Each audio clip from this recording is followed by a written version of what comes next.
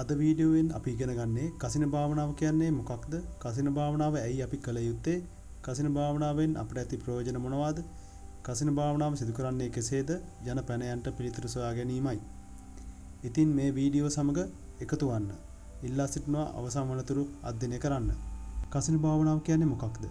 මේ ථේරවාදී බුදුදහමේ ඉගැන්වෙන සමත භාවනා ක්‍රමයක් වන අතර මෙය ක්‍රම 10කින් සමන්විත වේ.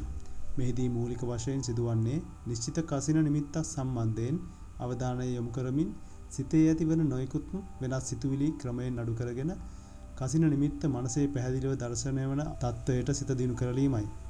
මෙහිදී එම මනසේ ඇතිවන තත්වය උග්ඝහ නිමිත්ත සහ පටිභාග නිමිත්ත ලෙස හඳුන්වනු ලැබේ.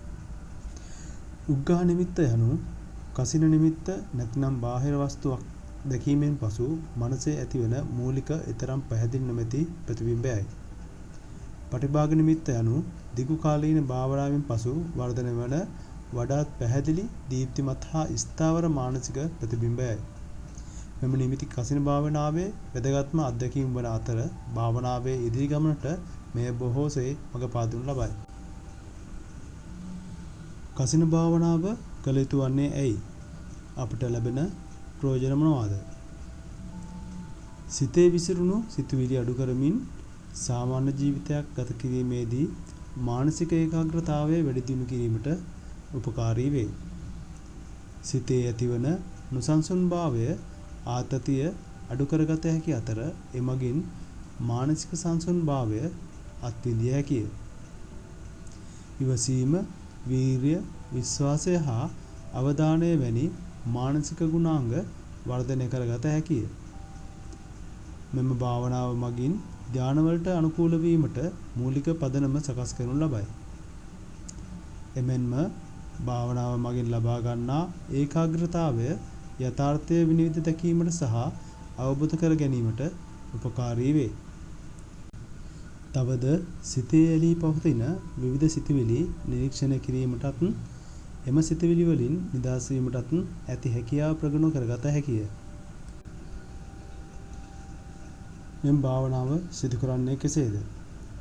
ඔබ පළමුව සුදුසු නිශ්ශබ්ද හා සංසුන්ව වාඩි වීමට හැකි ස්ථානයක් තෝරාගත යුතුය.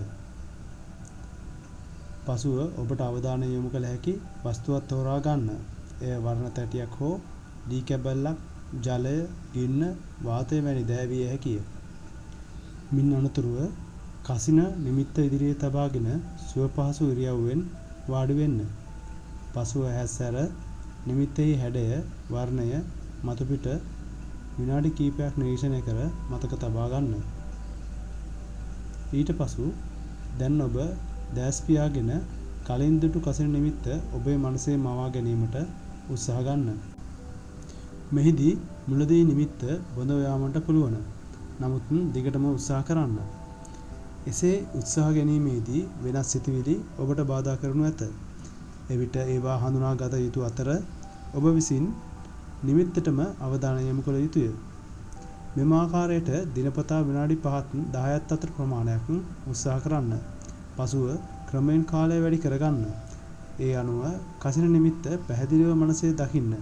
ඒ සඳහා ඉවසීමෙන් දිගටම පුහුණු වීම කළ යුතුය.